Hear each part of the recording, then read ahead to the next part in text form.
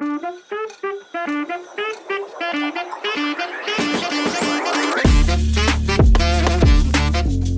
ladies and gentlemen, today I have a very special guest today that is coming on the George Field Show.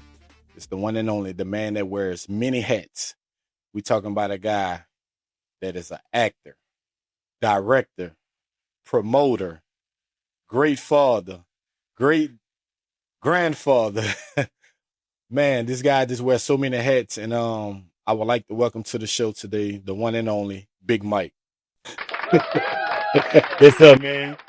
Oh man, good, man. Glad to welcome you to the show, man. I know you got a lot of things going. I see you going. You just out here moving here, there, and here, and that's a good thing, man. And so I would like to say this, man. I know we're just getting into the show, but the first question I want to ask you, man, what keep you going? Like, what got you inspired to wear all these many different hats? First off, let's start off as you being an artist. Mm-hmm.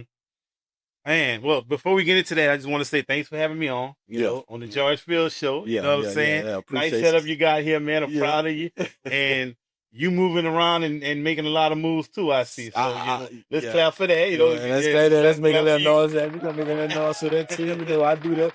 But today's show is about you. Yeah. So we're gonna go ahead and put the spotlight on my boy Mike today. Let's go. All right. Well, what got me into the arts in general? I started off doing poetry. And not performing, but just writing. Okay. And I started writing because I was basically going through what I call the roughest patch in my life. So, to say, we're gonna say in about a year and a half at the time, my dad passed. I lost my job of 7 years at the time, and then my wife at the time, we separated and I'm getting a divorce.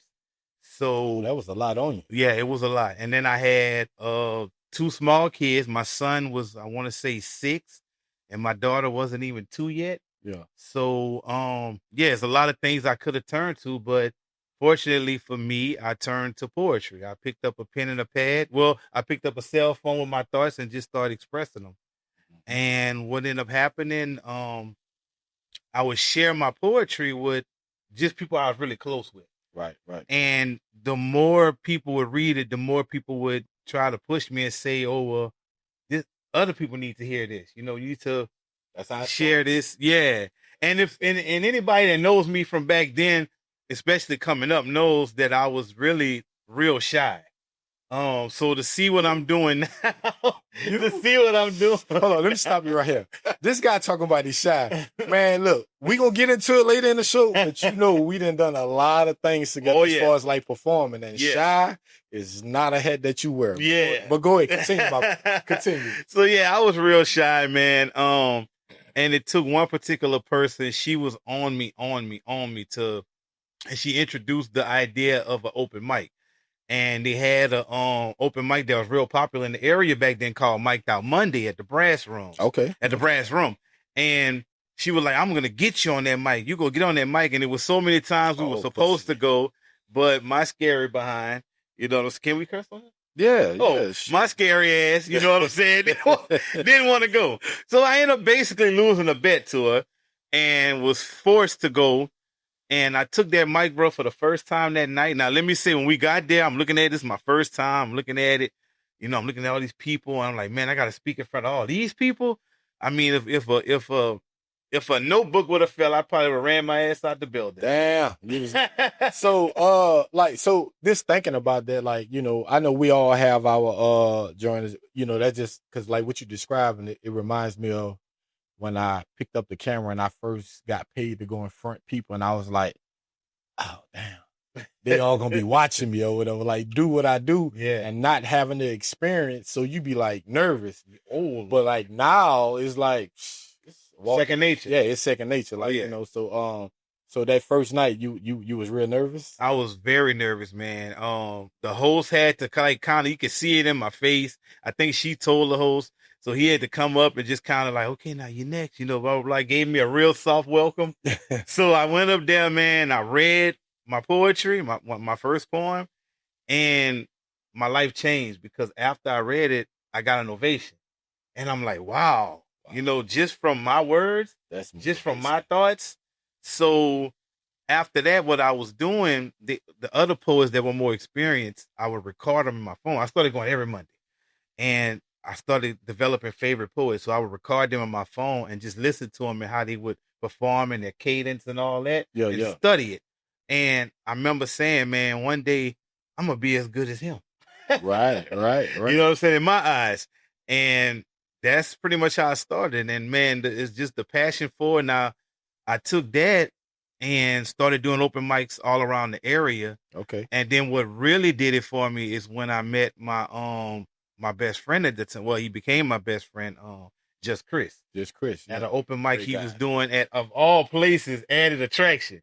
What? Back in the day. Hey man, hey, you gotta start somewhere, bro. You gotta start somewhere. So not to cut you off, man, that's moment of silence for Chris right now, man, because great dude. And what I want to say, man, so when you went to Added, how that felt? Well, let me tell you, that was actually my first time in Added when I went for the open mic, and I'm just like, man, this don't seem like the type of place for this. Right. But it worked out, and Chris put them on for a couple of months over there. I think it was every month, every certain Saturday, if I'm not mistaken. But what I did get out of Added, and through Chris, I got my very first feature spot. So I was the feature poet for the month of, I'll never forget it because it was my birthday month. It was August 2015. Okay. And another thing too, the Poet's Life brand, you know, I got my own clothing or whatever. That started around that time too. And I started selling shirts because I wore a Poet's Life shirt that I just made. For yourself? Yeah, I just made just to wear it. And people was like, oh, I want one. I like that, blah, blah, blah. So I ended up making some more and selling them for the night that I had my feature. And bro, when I tell you, my people showed up and showed out. Out of all the open mics that Chris did at Added, the one where I was the feature was the most packed. And when you walk in the building, it was just Poet's Life shirts everywhere. I was like, wow. That's fuel to the motivation, huh? Yeah. So that added to the motivation. And then from there, if you know Chris was into all kind of things. So Chris had a play that he was working on called Confessions of a Man. Okay. And he became an instant fan of me as a poet. And Chris reached out to me and wanted me to open up for the play. Now, this is all new to me. I'm like, huh? Like, Chris, does that even go together? I mean, but he was like, I'm telling you, man, they gonna like you, this and that. So I opened up for the play. He did it in Lafayette and he did it at Opelousas High or whatever. And that gave me the experience and just being around the backstage area for the stage plays and stuff like that. And it motivated me to like, man, you can do it yourself. Yeah, I want to do this too. I want to write too. Do this myself. Yeah. So, you know, like as an artist, we all come into the game and we all got somebody, like even in the beginning or still to this day, because like we all have somebody that we just look up to and be like, man, hey, I like what he's doing. I like what she's doing. Like that motivation, like, who was the guy or who was the woman that you was like, man, she motivated me. That person motivated me to want to keep on going. Celebrity or local or just? It doesn't matter who it is. It can be celebrity or local. Local would be Jus Cris. Cause seeing the many hats that he wore, and then he also had this thing where he had an eye for talent. He knew how to put people in the right places to where they can excel at certain things. Okay. And he saw things in people that they didn't see. He saw in me what I didn't see in myself. So I say Chris on that. Now, celebrity-wise, when I say this, and you have to really think about it, because people are so quick to compare me to Tyler Perry. Okay. The next Tyler Perry. Oh, you must want to be like Tyler Perry. Or you trying to be like Tyler, you know. But no, that's not it. I mean, when you get compared to the greats. Well, yeah, that is a compliment. That's a compliment. That's a compliment. Yeah. But the person, the celebrity that inspires me the most is Master P. Oh. And that's because... Man, hey, man, let's make some noise for Master P right now. Man. Yes. Oh, yes. Bro. Master P. Hey, Master P got the hustle, man. Exactly. And the words, the motivation, and the stuff that he be saying, he'll make you feel... Man, I was watching a video with Master P one night. I can't really remember what it was. It's like 3 a.m. and I'm like, man, I'm finna get up right now. It's time. That's what I'm talking about. Like, yeah, that time. If people move you like that, I listen to any interview I could see with him, and because he give game. Yeah, he give it. He give you game. He give it. You know, and he always looks at it from a different perspective. You know what I'm saying? So yeah, he used the music, but once he got there with the music, he started expanding. That's my thing. I want to expand. As you can see, I'm expanding. Yeah, you know? yeah. You got to. That's the only way. I mean, you can only be in an area so long, and then you'll just outgrow it. Like you'll be like, all right, I didn't did it. Then you start losing motivation because you're like, the hype don't feel the same that it did last year. Like, you know what I'm saying? So when you go in a different area and you getting that same love that you got at home, like when you were first coming up, and it's like, man, I can do this. And I think that might be the answer to your question. What keeps me motivated? The knowing that there's no limits to what I can do. No limit. There's no limit, baby. Yeah. Shout out to P for that one. Yeah, for sure. So my next question is, I'm sorry, you did the arts, like with the, with the poet and all this stuff. Mm-hmm. What drew you to the stage and be like, okay, I want to act now. I want to direct now. You know what I'm saying? Like how the director thing was kind of thrown on me. So being around Chris when they did the Confessions of a Man play initially, that's when I was like, okay, I want to write, because I've always been a writer. I used to love writing projects in high school. Okay. Writing stories and stuff like that, for class assignments. So it's always been there, just never was brought out. But being around them, like, man, I could bring this out or whatever. So I came on board when Chris was going to start doing the stage plays again back in 2019. He wanted to do Confessions of a Man again, but try to bring it to bigger stages and bring it, to different cities. Different cities, right. So he brought me on to be an understudy, basically as a director, and just to kind of help out backstage. Okay. Well, unfortunately, Chris took ill to cancer again.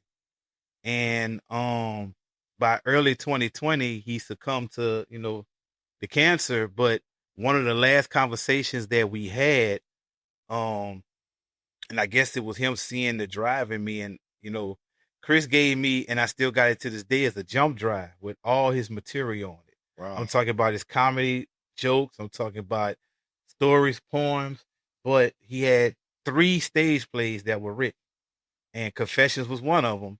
And he was like, I'm putting this in your hands. And his words to me was, promise me my material will take a stage.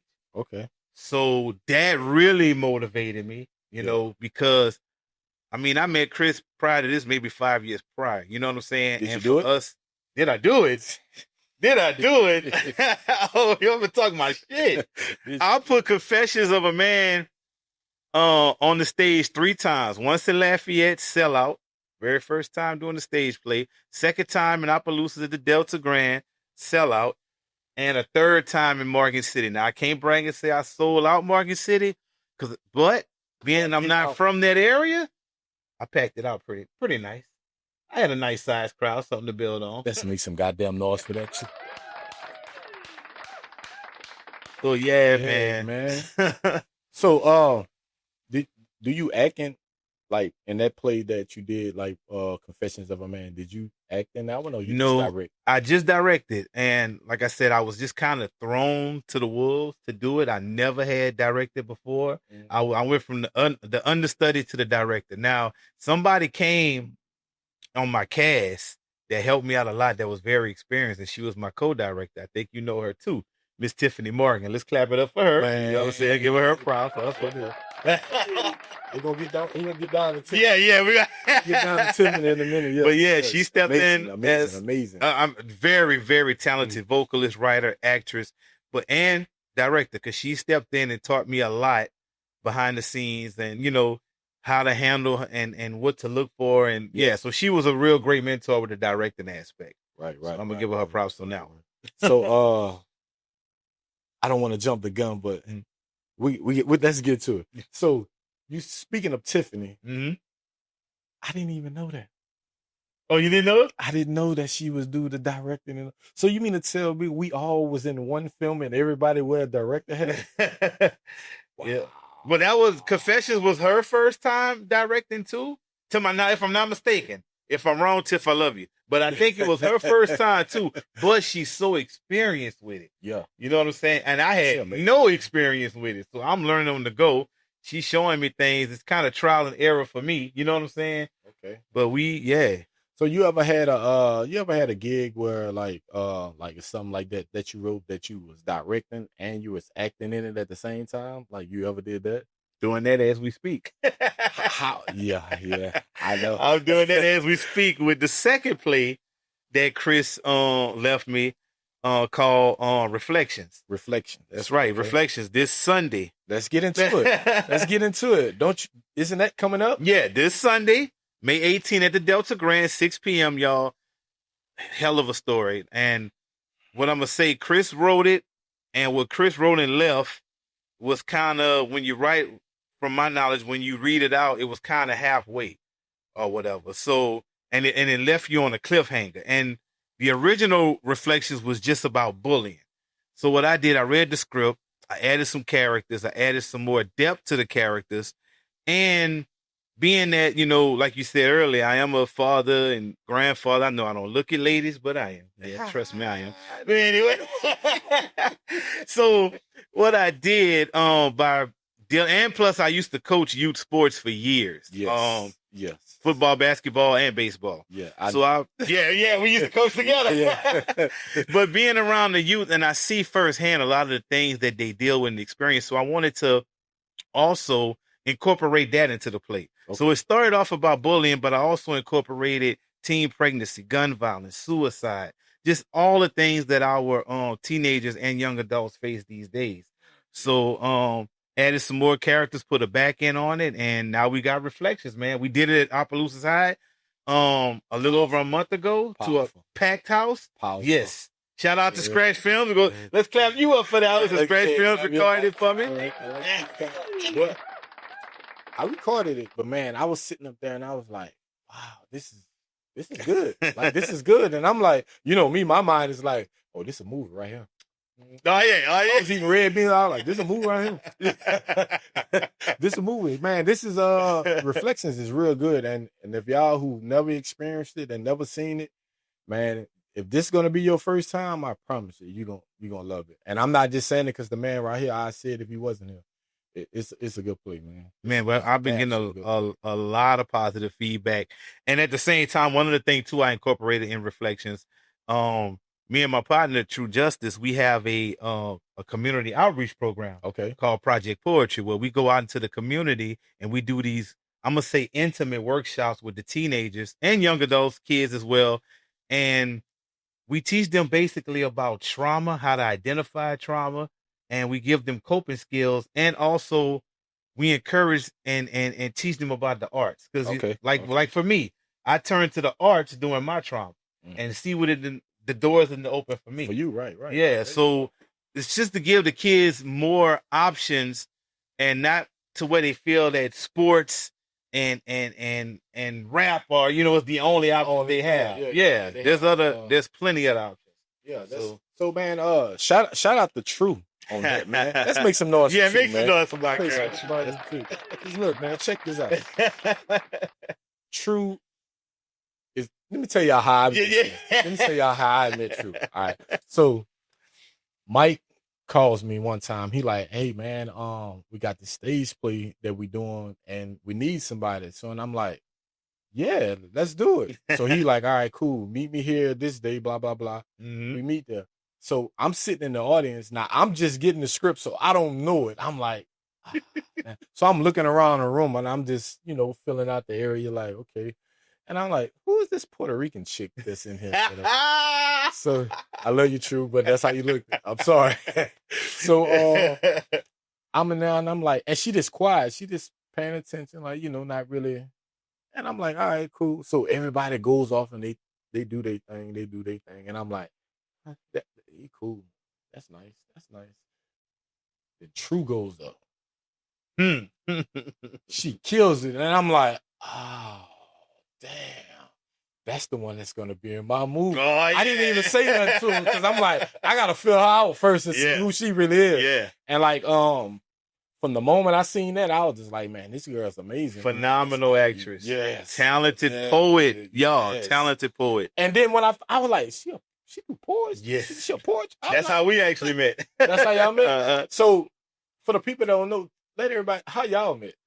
Well, I was doing... I know you probably done told the story a million times, but one more time won't hurt. Oh, yeah. So, I was doing an event that I would call the listening party. It was basically a exposure for artists of all genres. Mm-hmm. And True had called me maybe a few days after I filled my list up.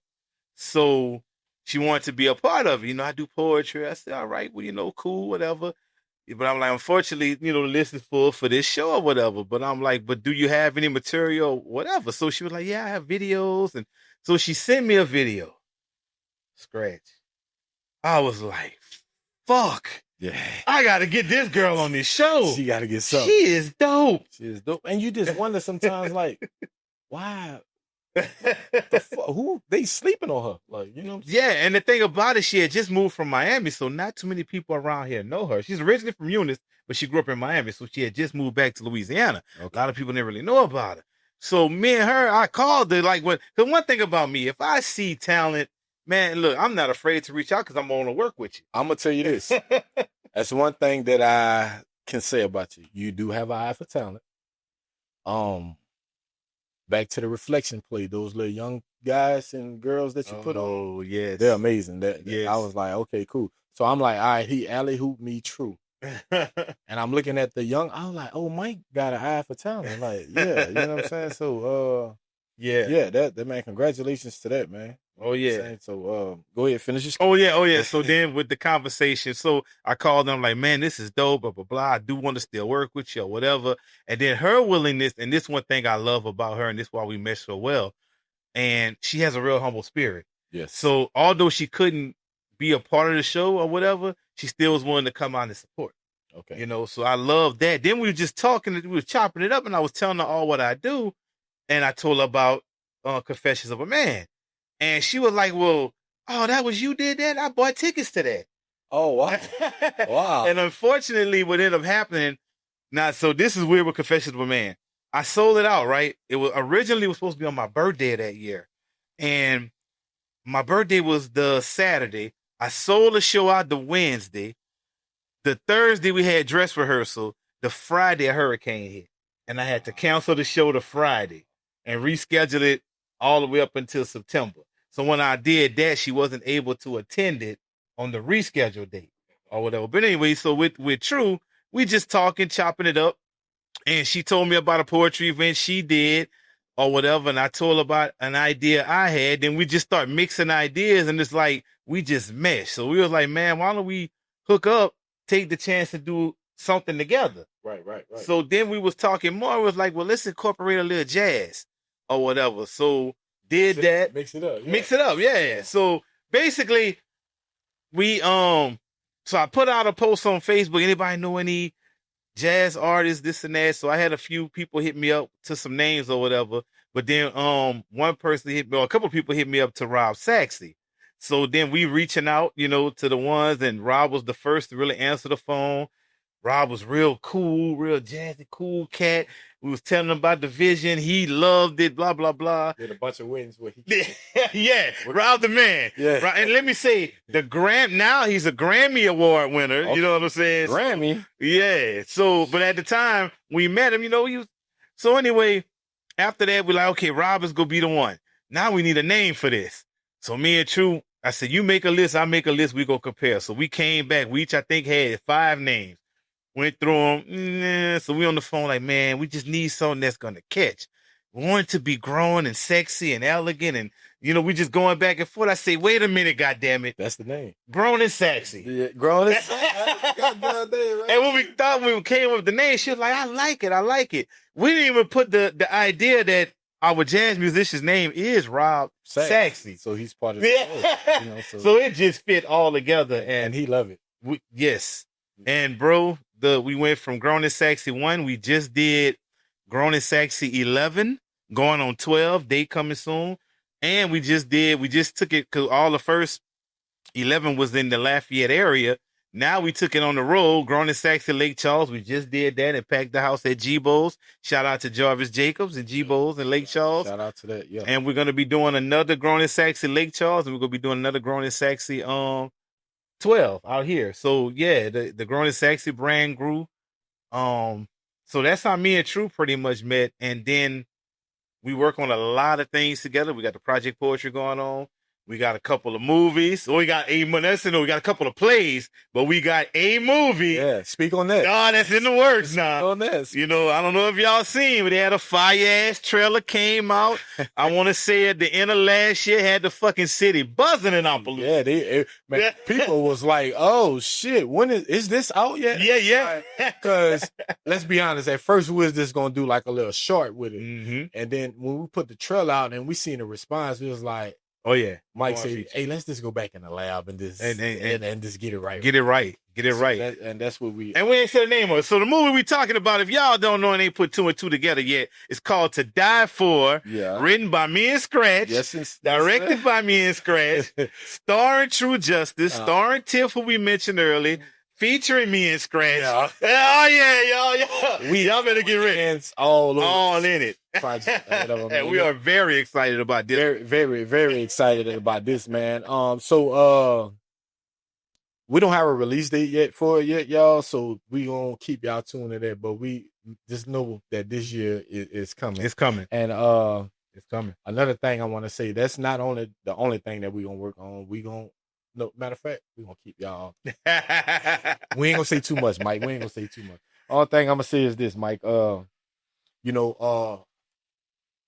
the upcoming, we're gonna switch the subject a little bit, but for the upcoming projects that you have, without giving away too much, what can they expect from Reflections? Man, Reflections. Let me tell y'all something, man. Be honest with you. I encourage adults. Y'all come out, bring y'all kids out. There's a message in this for everybody. So you can expect a positive message. You can expect to be entertained. Mm-hmm. I mean, they do have some comedic aspects to it. It's a great story. It's very, very, very relatable to everyone. And I'm saying this because when we done it the first time at Opelousas High, I've received nothing but positive feedback from all in attendance. So I know, and I ain't gonna lie, I'm confident in my shit. You know what I'm saying? Me and Chris, look, together on the writing of this, man, it's amazing. You know what I'm saying? So yeah, and at the same time, it gives you adults an opportunity to do something positive, but yet educative and informative with your kids. You can spend some quality time with your kids. So, man, y'all come out. I'm telling you, you're going to love it. We have a talented cast. I'm going to name some. We got Michelle Ned up in there. We got Big Money Jenkins up in there. No. Of course, True Justice is up in there. My girl, Deanna Zachary, she's another up-and-coming, fantastic actress. My man, Big Nick Frank, Nick security guard, Big Buff Nick up in there. You know what I'm saying? Oh, yeah, Big Nick. So my girl, Miss D, look, talented, phenomenal actress, been doing this for many, many years. So the cast is there. I have some up-and-coming student actors again up in here. I got a couple of new additions from the first time we did it. We have my man, Chris Jones, one of the funniest comedians in the state of Louisiana. He's in there, but he's also a phenomenal actor as well. So when I say everything is on point with this, and of course, I got to shout out my man, DJ Titanic on the sound. There we go. You know what I'm saying? So yeah, y'all. Titanic everywhere. That's my sound guy. That's my dude, man. So I'm telling y'all, if y'all want something quality and entertaining, informative, affordable, student tickets are only $10. And what day this is? This is Sunday, May 18th at the Delta Grand. What time? 6 p.m. 6 p.m. Make sure y'all go check out Reflections, man, and shout out to Big Mike, man. So before we get up out of here, man, what else can we expect from you this year? Let's see. So Grown and Sexy 12 is coming soon. I'm trying to confirm the date now. Grown and Sexy Lake Charles 90s party coming soon. About to confirm that date. To Die For, of course, later this year. Y'all be on the lookout for that. I'm telling y'all. Plus, I plan on doing another stage play called Keep Pushing, which this is gonna be real personal to me. It's gonna actually be the story of Jus Cris and his life. So yeah, and I'm writing this from front to end, and I want to really tell his story and give him the flowers that he really deserves. Yeah. What's up, man? Shout out to Chris. Let's make some noise for that. So, one more thing, man. Is there any artists out there that you'd be like, I can't wait to work with them, or do you have some up and coming talent that you like? Yeah, me and them we gonna get it in, man. I got the George Field show. Yeah, I got a George Field show exclusive for y'all right now. Right? Oh shit, let's get now, this ain't. Baby. We need the exclusives here. We need them. Let's get it. This ain't. Well, he's up and coming, but he's established out here, and it's something else that I have coming up. So me and David Sylvester is gonna be bringing the David Sylvester Unplugged show to the Delta Grand. Yes, sir. On Saturday, yes, sir. July 19th. Too blessed to be stressed. Yeah. Shout out to David, man. Amazing brother, man. This dude, man. Hey, bro. Deserve it. That's all. This dude's songwriting skills. He is poetic. And I've been telling Dave for years. So he did a show at Antique Alley within the last couple of weeks, y'all. Antique Alley was standing room only. It was the Unplugged. He had 7 phenomenal, I'm going to say 8 phenomenal background vocalists, the live band. It was a real intimate experience. It was one of the best concerts I got to take my lady to over the past 5 years. And I'm not just saying that because I know Dave. I'm saying that because that's fucking true. Right. And then once I went to that show, I was like, man, our city needs this. So y'all be on the lookout for that. And please come out and support our own. Come support him because he deserves it. And I seen some of the footage just off what social media had to post, and I was like, wow. And he was just so comfortable on that stage. Now, I done done some events, and I watched him, and I'm like, man, he amazing, man. Like, he really can do it. And let's not forget this. He did go on to Apollo and won it. And he did. A couple of weeks ago. Yep. He did go on Apollo and won it, man. So, yeah, man. And the night when I'm going to get a little insight. The night when I called him to ask him about doing the show, I'm like, oh, Dave ain't answering me. All right, blah, blah, blah, or whatever. So the next morning I was at work, hopped on social media. Oh, look, I said, what the hell, Dave? That's why he ain't answering me. He was busy winning Apollo. He ain't got time to answer me right now. Yeah, nah. But Mike, he answered me. I love you, Mike. I can hear him now. Mike, brother, I love you. Yeah. But I got to go hit this. I got to hit the stage. Right? I got to let the world know that David is here. Yes. Shout out to David Sylvester. Oh, yeah. Shout out to Dave. If y'all ain't got none of his music, you need to go on iTunes right now and get it because it is very amazing. And a very humble guy. Very humble. Very humble. I was at a show one time he was at, and it had 100 people talking to him or whatever. And I'm like, David, and he's just like, what's up, Scratch? And he talking to him. And he talking to everybody. And then right when what's up, brother, man? Yeah. I said, man, I already know I'm a star too. And he just started laughing. Oh, yeah. So, always a humble guy and everything like that, man. So, Mike, man, appreciate you for coming on, man. And any last words? I mean, well, like I tell everybody, man, all up and coming artists, man, if you trying to find your way or if you passionate about something, let me tell you, keep pushing. That's what I live by. It's tattooed on me. That was my little brother's saying, keep pushing. So no matter what you're doing, no matter what naysayers say, whatever negativity comes your way, if you in your heart believe in yourself, then you keep pushing for what you're trying to do. Amen to that. Thank y'all for tuning in to the George Field Show. I am your host, George, a.k.a. Scratch, and this is my guest today, Big Mike. Thank y'all for showing out. We out.